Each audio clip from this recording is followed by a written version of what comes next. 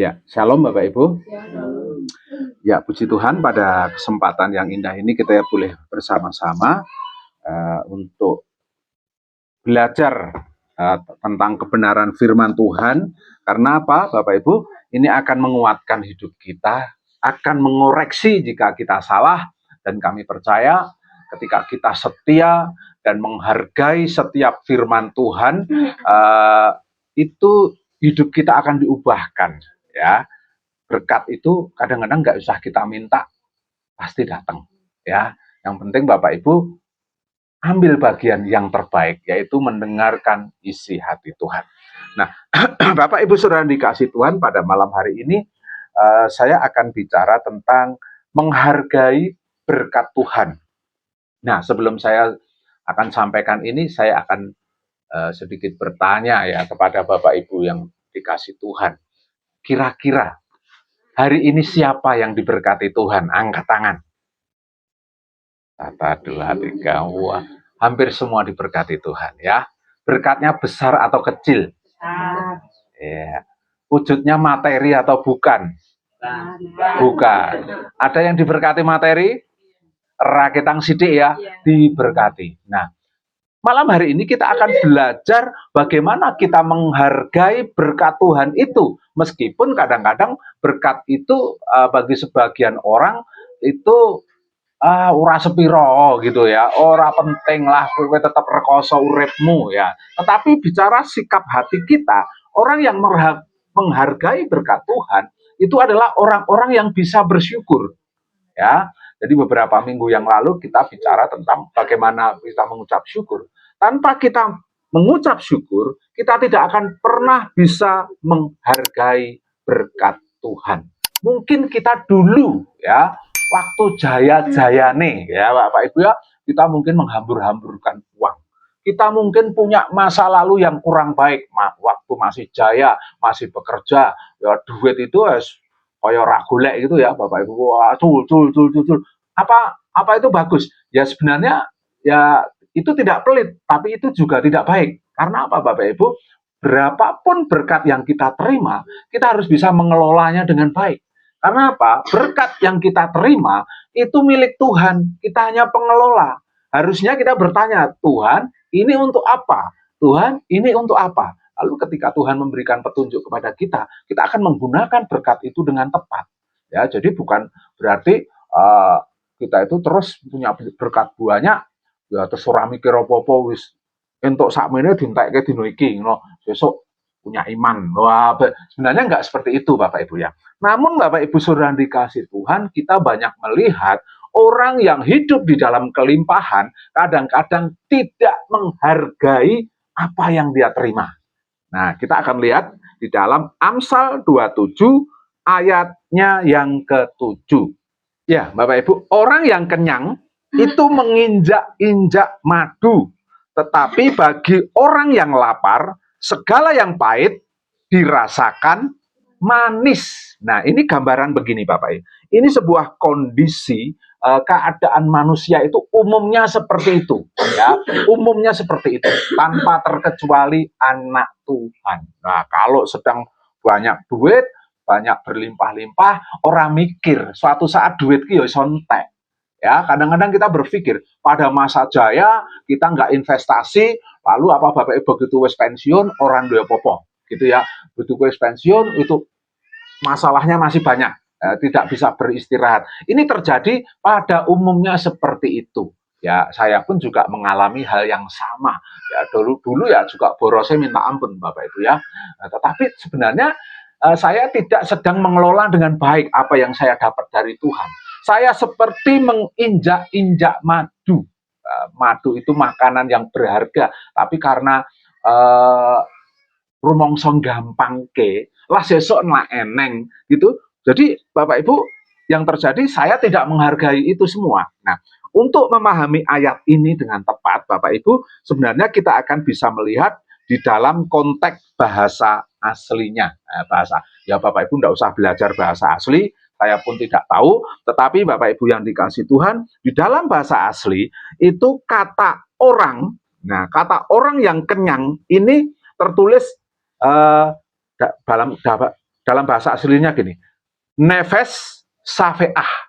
Ini memiliki makna bukan orang, tetapi jiwa. Ya, jadi kalau jiwa itu bicara apa? Apa yang ada di dalam hati kita. Jadi terjemahannya menjadi begini, jiwa yang kenyang menginjak-injak madu. Nah, jadi di dalam jiwa itu ada apa? Ada kehendak, ada karakter, ada sifat. Itu di dalam jiwa. Jadi kita menafsirkannya bukan secara lahiriah ya Bapak Ibu ya, aku nek sugedet madu tak idak-idak, bukan seperti itu ya, tetapi lebih kepada sikap bagaimana tidak menghargai sesuatu yang berharga ya. Padahal yang kita anggap biasa itu di tempat lain itu ada makanan pahit itu terasa manis ya. Coba Bapak Ibu, kita pernah mengalami hal ini kadang-kadang.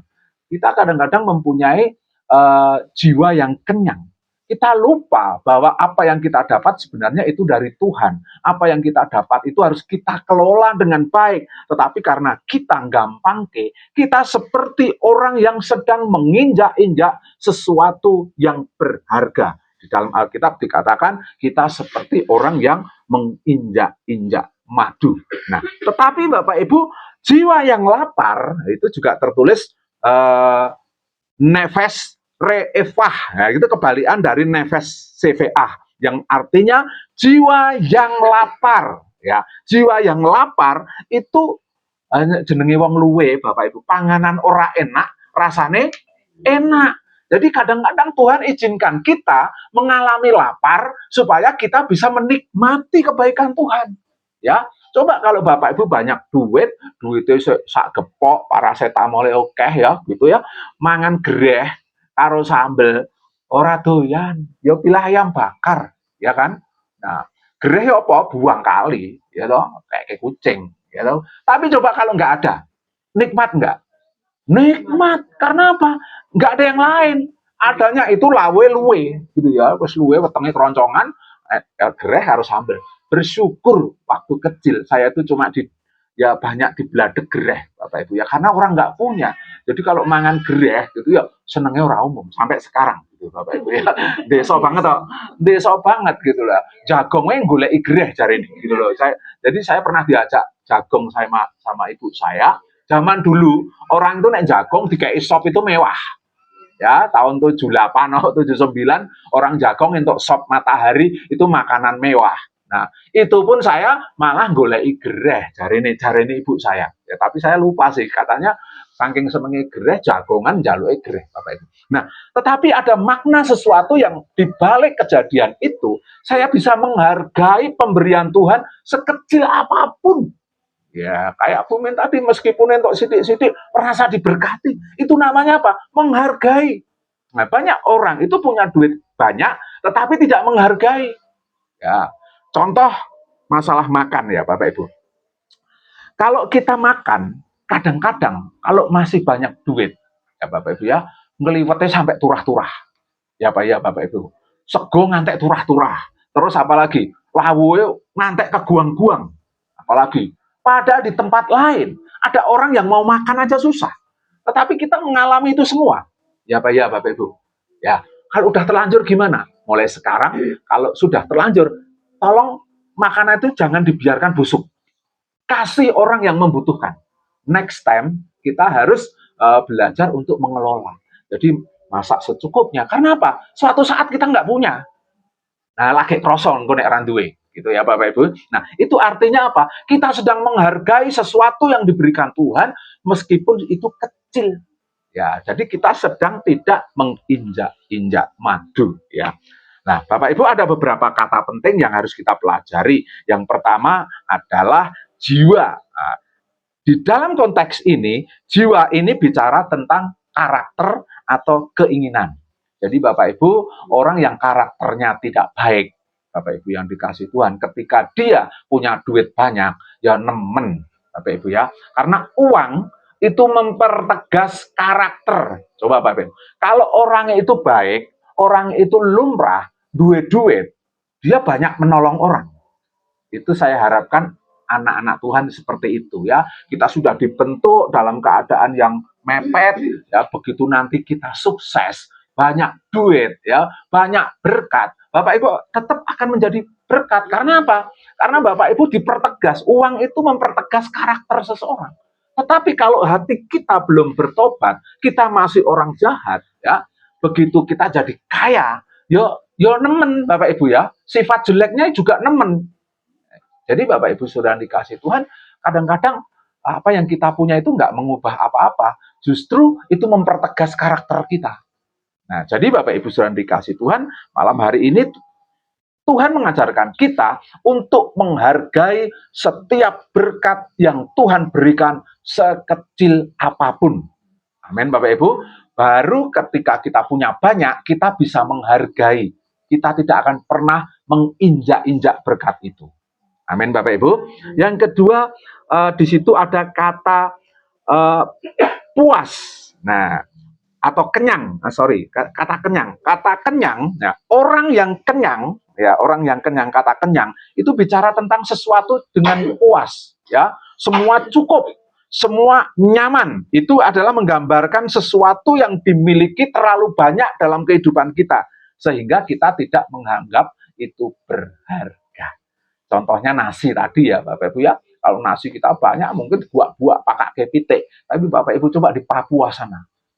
Wah itu ngeri ya Bapak Ibu. Kalau saya lihat pesta babi yang baru tren itu, kehidupan di pedalaman Papua sana itu ngeres Bapak Ibu ya. Ngeres ya. Tanahnya luas itu pun mau diambil sama pemerintah dan lain sebagainya. Mau dijadiin kebun tebu, mau dijadiin tanah pertanian. Sedangkan itu tanah suku di tempat itu. Dan hidupnya itu nggak enak, nggak seperti kita. Susah Bapak Ibu.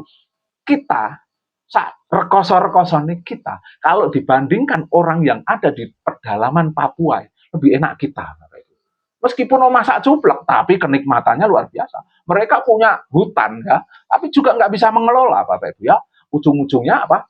Diambil sama pengusaha-pengusaha itu, mau dijadiin kebun tebu, kebun sawit untuk pembikinan etanol, mau dibikin tanah pertanian, semua itu hanya menguntungkan orang-orang kaya.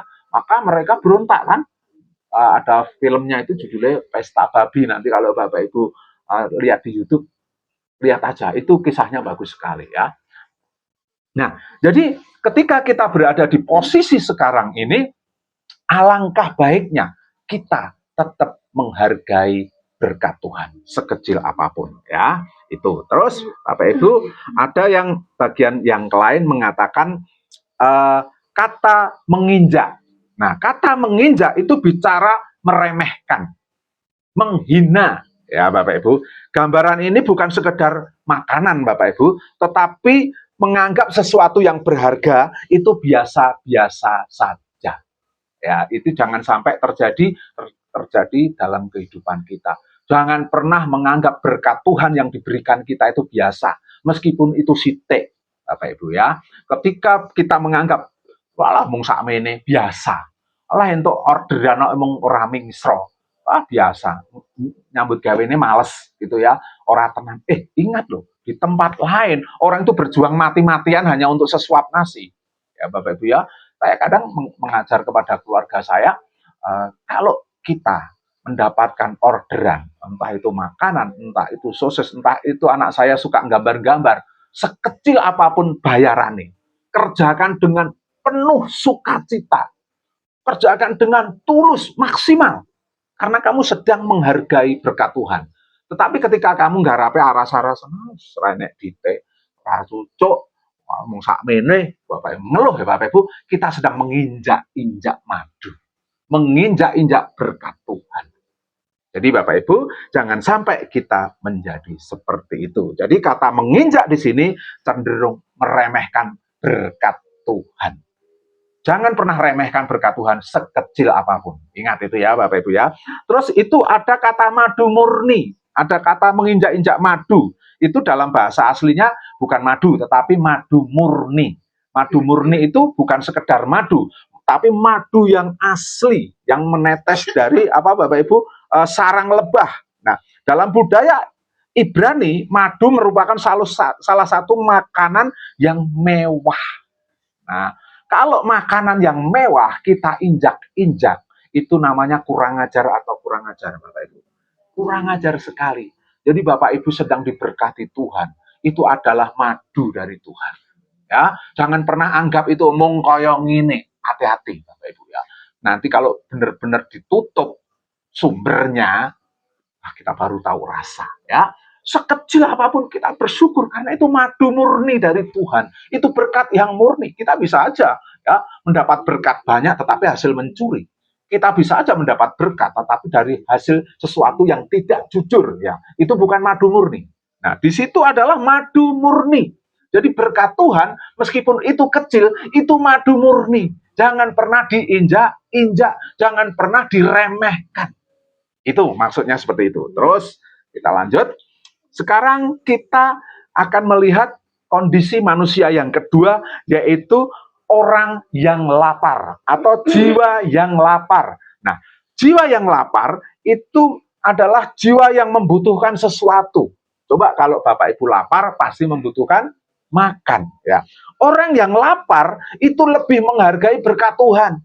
Jadi Bapak Ibu Saudara yang dikasih Tuhan, sekecil apapun jadilah Bapak Ibu orang yang lapar secara rohani ya Bapak Ibu ya. Nah, ketika kita memandang berkat itu adalah sesuatu yang sangat luar biasa, kita sebenarnya sedang lapar akan kebenaran firman Tuhan. Nah, kita akan melihat bahwa ketika kita merasa lapar akan berkat Tuhan, sekecil apapun berkat itu, Bapak Ibu akan bersyukur. Nah, itu kita adalah lapar. Next ya. Di dalam Amsal ini, Bapak Ibu Saudara yang dikasih Tuhan, ini adalah pengamatan tentang sifat manusia. Ya, yang pertama adalah kelimpahan dapat membuat seseorang kehilangan penghargaan terhadap apa yang dia dapat. Orang yang terlalu kenyang bahkan tidak tertarik lagi dengan makanan yang enak. Ya, kalau Bapak itu banyak duit, kadang-kadang kita nyepelek. Ada satu ilustrasi, bukan ilustrasi ya, kisah nyata. Nah, saya pernah dengar, tapi nanti Bapak Ibu boleh cek lagi riwayatnya begini. Elvis Presley ya, tahu ya Elvis Presley ya Bapak Ibu ya. Elvis Presley itu penyanyi rock and roll tahun 60-an gitu ya.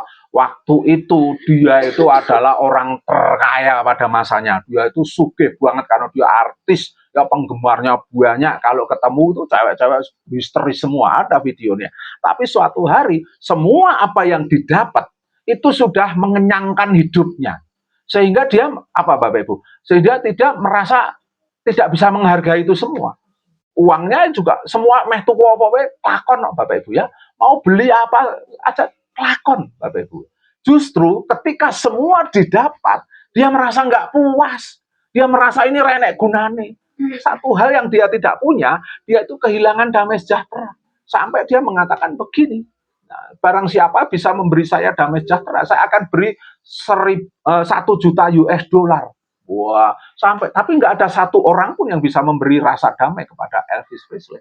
Dan karena dia terlalu banyak seperti itu hartanya, dia akhirnya stres, overdosis, mati Bapak Ibu. Diduga dia bunuh diri.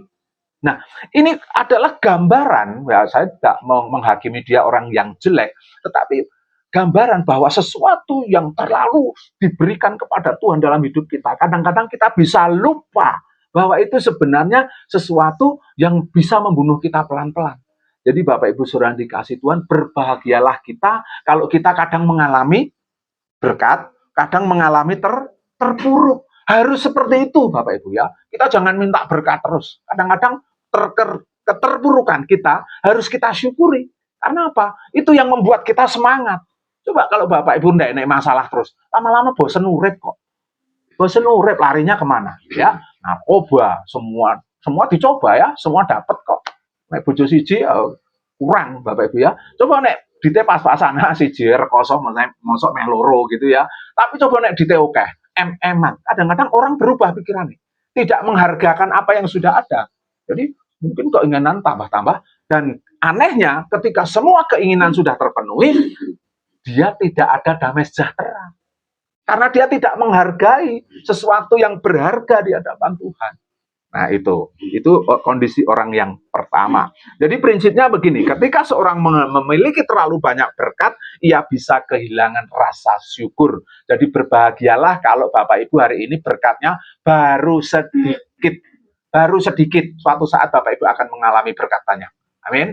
Jadi ketika nanti mempunyai berkat banyak, ingatlah suatu saat kadang-kadang saya nggak punya uang. Ya, jadi kalau orang sudah bisa memikirkan seperti itu, apa yang kita dapat itu tidak mengubah iman kita. Mau kaya, mau miskin, mau terpuruk, mau kelimpahan, iman kita tetap sama, memuliakan Tuhan. Ya. Terus sekarang bagian yang kedua. Pengamatan yang kedua adalah kebutuhan membuat seseorang menghargai hal-hal kecil. Itu bicara orang yang kekurangan. Orang yang lapar akan menganggap bahwa sesuatu yang pahit pun terasa manis. Prinsipnya begini, kebutuhan seringkali membuka mata kita terhadap nilai sesuatu. Tadi sudah saya singgung ya Bapak Ibu, kalau kita sedang tidak punya uang, neng kantongan, enek 1.000, bangga Pak. Pernah Bapak Ibu nemokke duit sing kowe lali? Ora ndedit, ngerti-ngerti bugul dedah lemari. Enek duit 50.000. Puji Tuhan, yo dite dhewe sebenarnya. Menghargai banget. Kita lali ya, waktu duit oke diselempet-selempet ke duit ya Bapak Ibu ya. Tetapi begitu kita nggak punya, nemokke siji. Nah, inilah contoh. Jadi kondisi kita harus kita terapkan begini. Seperti di dalam Matius 5 ayat 6. Berkata begini, berbahagialah orang yang lapar dan haus akan kebenaran. Nah, jadi Bapak Ibu akan berbahagia ketika Bapak Ibu itu merasa haus dan lapar. Amin Bapak Ibu. Nah, ini juga memiliki makna rohani. Makna rohaninya begini. Seseorang yang merasa dirinya sudah cukup secara rohani, seringkali tidak menghargai firman Tuhan. Ya, Bapak Ibu nggak boleh saling menghakimi, tetapi banyak Bapak Ibu. Saya melihat anak-anak muda itu merasa tidak ada masalah, merasa sudah pinter, waktu ke gereja, firman Tuhan disampaikan, dia main game. Ya, main game.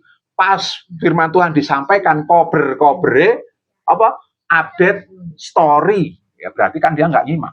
Ya, ini tidak menghargai, ini tidak haus dan lapar. Jadi Bapak Ibu ketika kita dalam kondisi haus dan lapar secara rohani, kita juga sedang menghargai berkat Tuhan.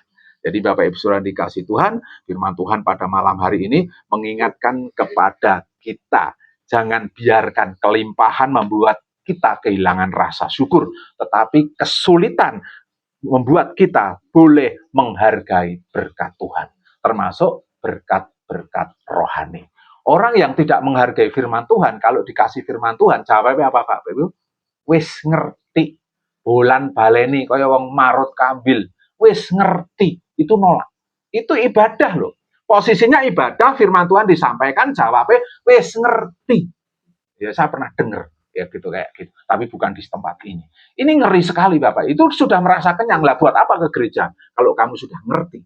Wah, firman Tuhan ini bolan baleni kaya wong marut kambil. Memang firman Tuhan harus diulang-ulang supaya katam, supaya merasuk di dalam jiwa kita. Orang yang disuruh mengucap syukur sekali mungkin nggak bisa, tapi diulang-ulang. Besok ada pelajaran lagi mengucap syukur. Besok lama-lama membentuk karakter kita. Ini maksud Tuhan. Jadi Bapak Ibu saudara dikasih Tuhan, biarlah firman Tuhan pada malam hari ini menguatkan kita untuk kita tetap menjadi orang-orang yang menghargai berkat Tuhan. Jadi jadilah haus dan lapar akan kebenaran firman Tuhan supaya kita bisa menghargai berkat Tuhan. Kalau kita menghargai berkat Tuhan, sudahlah berkat-berkat segala kebaikan itu akan mengikuti kita. Amin Bapak Ibu. Bahkan di dalam Mazmur itu dikatakan orang yang diberkati Tuhan itu tidur pun diberkati. Ya, rezeki pun datang sendiri, padahal ditinggal turu Bapak Ibu ya. Ini luar biasa ya Bapak Ibu. Jadi tetap menjadi orang yang haus dan lapar akan kebenaran firman Tuhan. Biarlah firman ini menguatkan kita.